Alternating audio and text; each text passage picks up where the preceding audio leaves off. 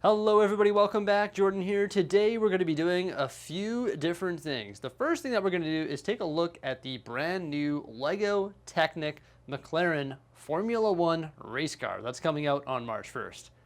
Yeah, it looks pretty sick, so I can't wait to check that out.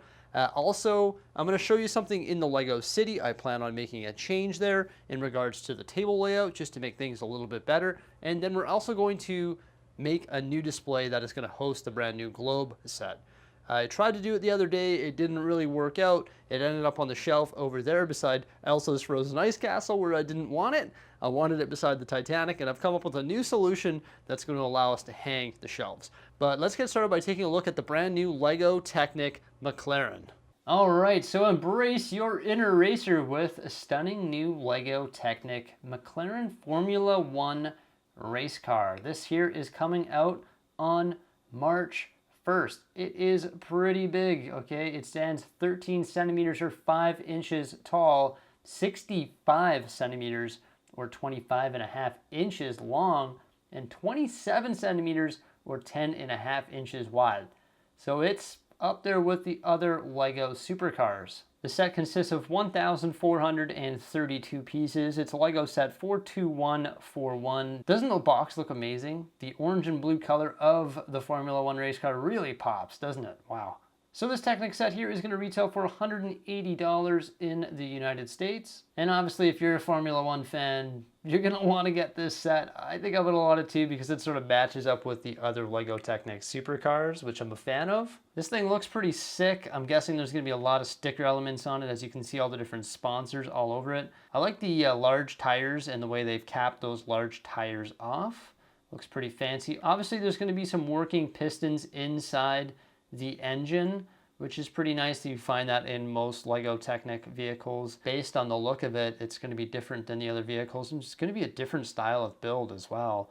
It's not as part intensive as the other LEGO supercars, but it is just as big. Obviously it's got a sleeker design and it's a little bit more simplistic than some of the other supercars because it's a Formula 1 race car, which is, you know, a lightweight race car designed for one thing, going fast. Yeah, I'm not really a huge Formula 1 person myself. I don't really know much about it, but I'm sure this LEGO Technic vehicle is going to look absolutely fantastic with the other ones and be an incredible build, probably with some working steering, I would imagine, and also maybe a rear differential there. You can see some gears between the back tires there. So there we have the LEGO Technic McLaren Formula 1 race car. Oh my gosh, who is excited for this coming out on March 1st? Yeah, so that McLaren Formula 1 race car definitely looks pretty cool. It's 65 centimeters long, right?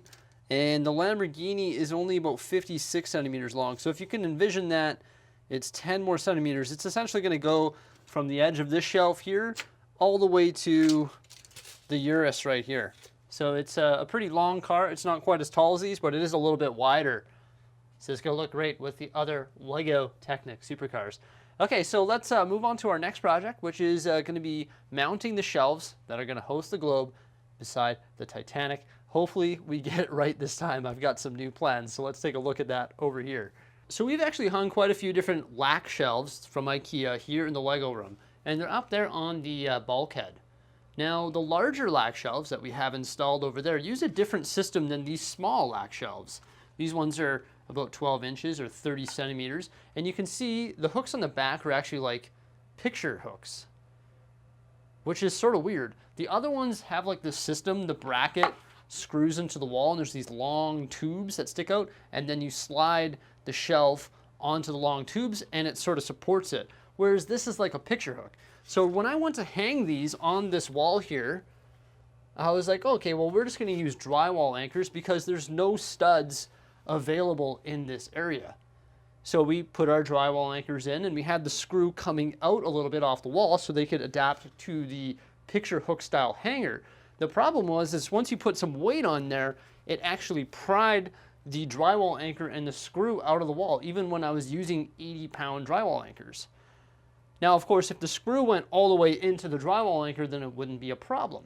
But the screw had to be out about 2 or 3 centimeters, probably about 3 or 4 actually, in order for these hooks to sort of be hooked onto the wall.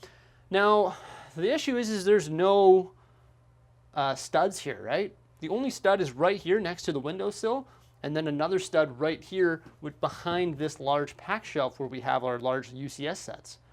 So what am I going to do?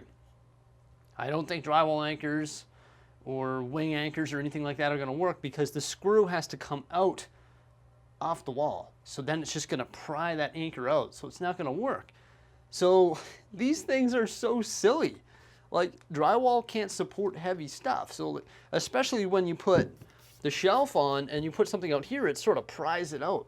So like, these shelves are just ridiculous. They should have used the other system with the mounts and the tubes coming out, even on the smaller ones. If I knew that, I probably wouldn't have bought these. But either way, we're going to try and solve the problem. And what we're actually going to do is we're going to mount a 1x4 piece of wood to the wall to the available studs. So one right here next to the windowsill and one behind the pack shelf. So I'm going to put a white piece of wood that's going to span across, and it's going to be mounted to the studs. And then we're going to be able to put the screws into the wood and then mount the shelves. And the wood should be strong enough to support the screws and the shelves.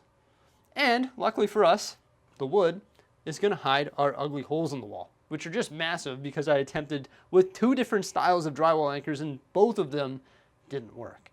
So I gotta go to the garage. Luckily I've got a painted 1x4 in there from a previous project, and I'm gonna cut that to the right size. I'm gonna mount the wood, and then we're gonna mount the shelves, and then we're gonna set up our new display that's gonna host the LEGO Ideas Globe here beside the Titanic. Just a little bit of background sort of information and behind the scenes information on my trial and error with this project, and sort of a reasoning why it didn't work the first time. And maybe I'm not the best handyman. That's why I'm a LEGO YouTuber. I'm not a handyman by no means. I know a little bit. You know, I can do some basic stuff and install drywall anchors and stuff like that, but I didn't foresee this problem happening.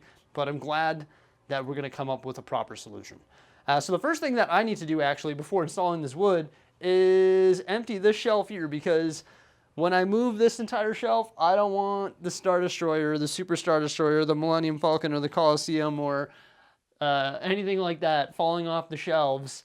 I'm better off emptying this whole shelf, sliding it out, cutting the wood, getting the drill in there, drilling the wood to the wall, and then installing the shelves. So let's take a look at the final product. I don't plan on filming any of the trial and error involved with this. After lots of trial and error, we now have the Empire State Building, the Statue of Liberty, and the globe right here beside the Titanic on 2 lac floating shelves.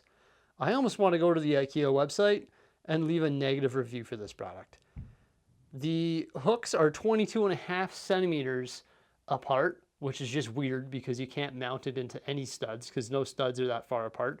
They don't give you the proper hardware to mount it into drywall. So either you have to use screws into drywall and put something really light on the shelves, or you have to have elaborate knowledge on some sort of drywall anchors, or you have to do what I did and mount a piece of wood to the nearby studs to the wall and then screw the shelves into the wood.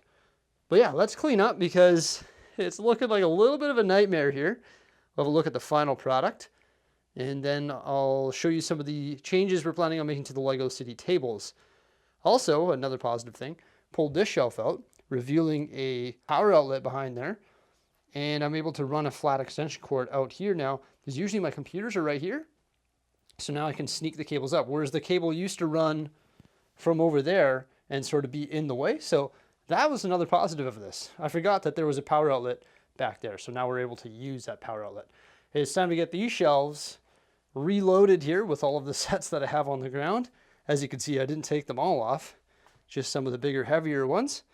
But overall, these pack shelves slide pretty easily, even when they have a whole bunch of cool stuff on it, like Millennium Falcons and Star Destroyers and Grogu's. Well, doesn't that look good? It's a little bit risky, I won't lie, having all of these sets over top of my TV and laptop. But it definitely looks good, doesn't it?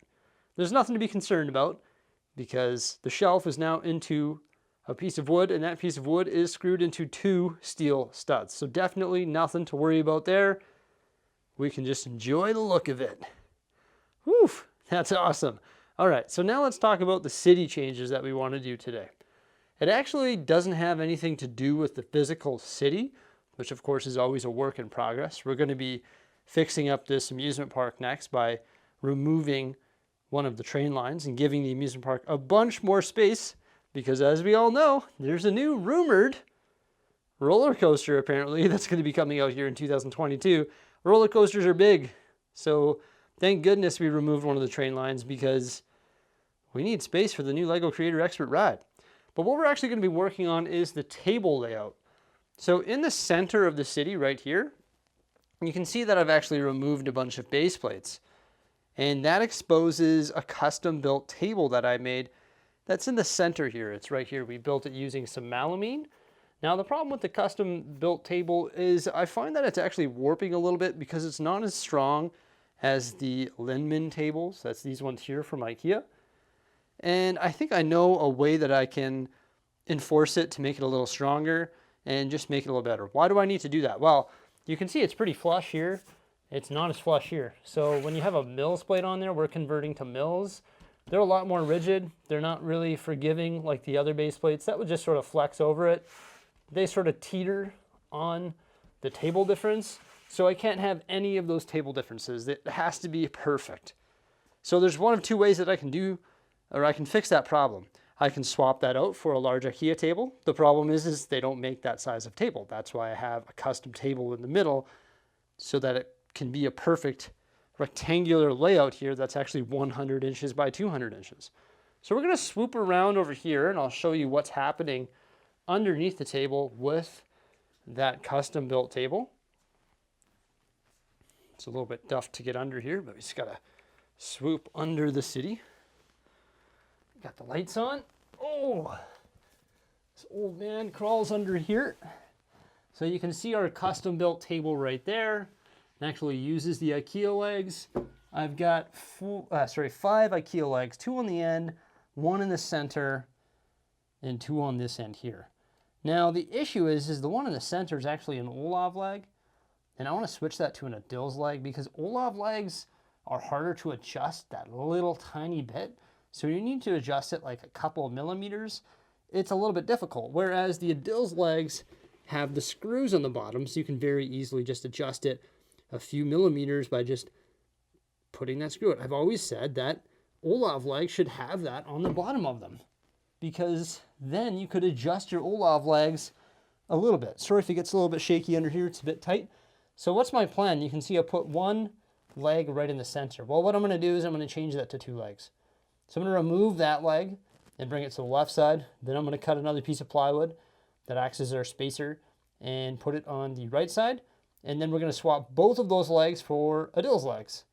So then there's going to be an additional leg and there's going to be a swap between an Olaf leg and an Adil's leg so we can make those minor adjustments. And then hopefully that fixes all of our problems up here where there are little tiny gaps. Because even though those are little tiny gaps, it's noticeable, especially when you make the conversion to mills plates. They sort of teeter on that gap. So I'm going to go cut some plywood, install the new leg, and see if we can fix that problem. So the tables are pretty much even now, and I'm out of breath. I mean, it's not perfect. I don't think you'll ever get it perfect, and that's because the Linman tables like to warp. Because you can see it's a little high here, barely noticeable though. Should be no problem. And then it's a little low here because this table right here, the Daily Bugle on it, is actually warping. The only way around that is to replace all of my tables with custom built like 1/2-inch plywood tables with 2x4 braces. It's the only way to do it. And that's the way I used to do it. And then we moved to this place here and I decided to go the Linman route because it's the nice white clean look compared to the plywood edged tables, which sort of takes away from the city, I think.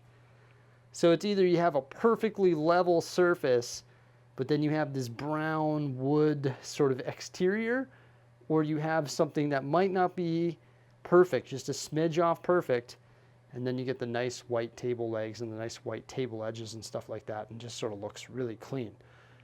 Let's reassemble the city now. Let's turning out to be quite the little day, isn't it? Got the tables leveled off, talked about the McLaren, got the globe shelf dealt with. Another thing I'm really excited about is when we convert to mills, it's going to help with the alignment of plates. When we made the big changes to the LEGO City, some of these plates are off by like half a stud. You might not be able to see it in the camera, but I can sure see it. Once the plates are big, rigid hunks like this here, everything aligns so nicely and there will be no misalignments. That's for sure. But yeah, really happy that we got the globe hung. Oh my gosh, that shelf was a headache, but we got her dealt with. Can't wait for that McLaren to come out on March 1st. Definitely will check that out, I think. So much stuff coming on March 1st, though. Really going to have to pick and choose. Whew. Well, let me know what you think by commenting below. Remember to like, subscribe, and stay tuned for some more great stuff. Thank you so much for coming on by. Have a great one.